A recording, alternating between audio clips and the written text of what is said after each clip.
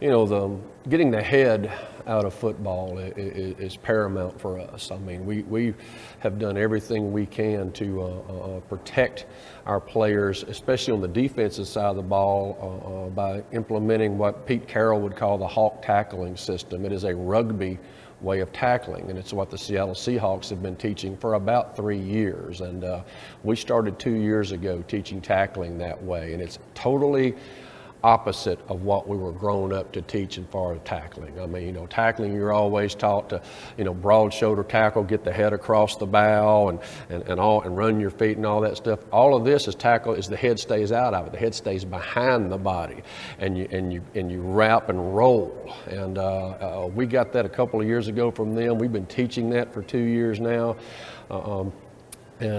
Just finding every way possible to allow your kids to be effective without putting them in danger is paramount for us.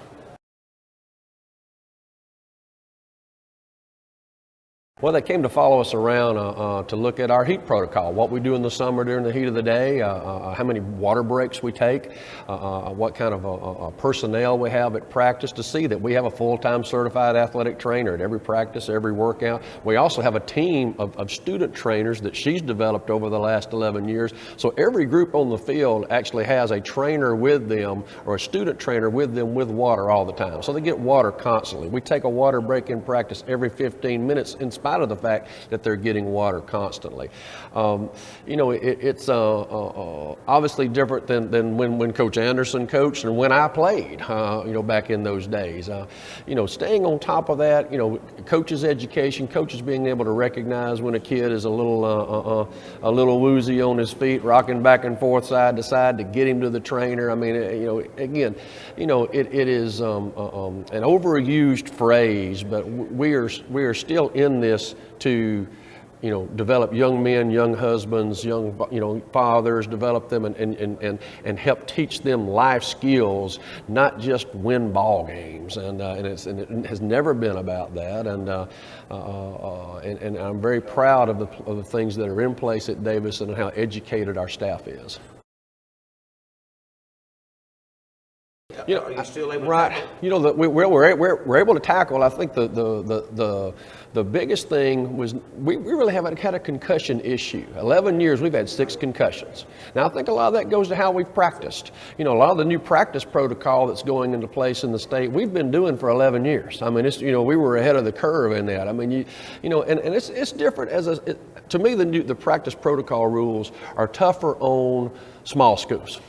When you've got kids that have got to play both ways, and you've got to figure out a way to get this guy enough work as an offensive lineman and enough work as a linebacker, but you can't have contact on consecutive days, that's tough on them small schools. Now, 7A or 6A school, you have enough numbers to be able to practice without having to do that. But we haven't gone to the ground on a daily basis in 11 years. Full speed contact without a predetermined winner in 11 years, except for about 2 days a week. So we've had 6 concussions in 11 years. 4 of those were in games. Most of them were knee to helmet in piles. 4 of the 6 were a knee hitting a kid in the head down in a pile in a scrum. It was not a technical, a head-to-head type thing. I mean, that just doesn't happen very often. And the hawk tackling, though, has helped us in terms of shoulder and neck injuries. These kids getting their head across and the big old running back. 235-pound running backs that run 4.5 now, and you were talking a while ago about a DB who don't want to tackle that guy. Well, I wouldn't want to tackle him either. And the hawk tackling allows them to pick a side, tackle behind them, grab them, and roll them, and not look less courageous than they really are. And so it has helped us there, but especially with neck injuries. I've seen a lot less kids in the training room getting their necks ice after games once we implemented the hawk tackling.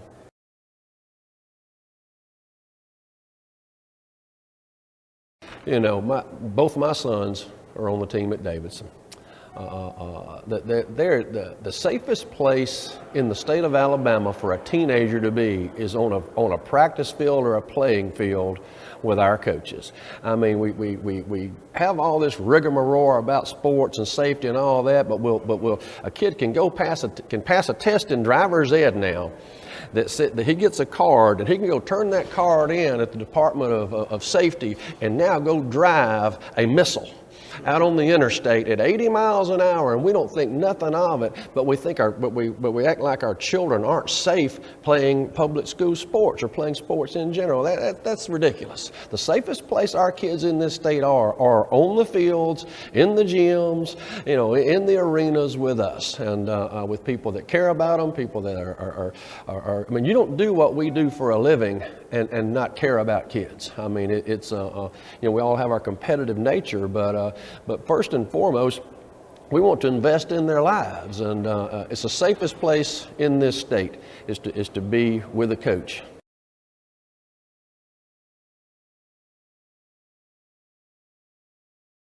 This has always been, I mean, from the time I played high school sports, I was coached by professionals. I mean, and folks tend to not, we grow up in a state where in an era where everybody thinks they're a coach.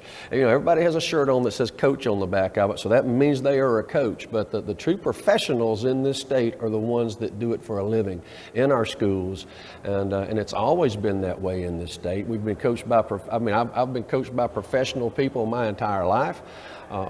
People that know what they're supposed to do and stay on top of the cutting edge educationally. They always have been, and it just gets better and better.